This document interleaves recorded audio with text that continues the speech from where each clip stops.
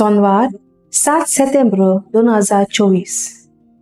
मुखेल वड तर मनशाचो पूत संवसाराचोय दोनी. नियालाक आधार.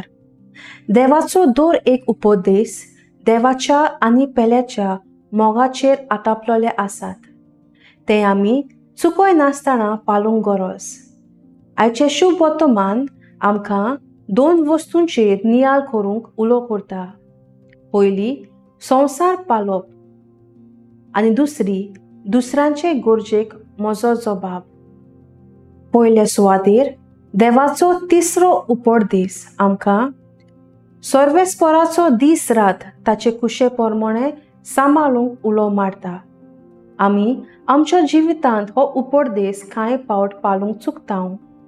जायते घडी आमच्या वावराक लागून व हेर कसलेय अडचणेक लागून आमचो देव समजिकायेचो. हाकाच लागून आमची पवित्र सभा आमकां सोनवारा दिसा सांजे आयताराचे सेवाधर्माचे मिसाची भेट दवरता. जेन्ना हांव आयताराचो कायदो पाळूंक पावना तेन्ना हांवें आयतार पाळूंक प्रयत्न केला काय?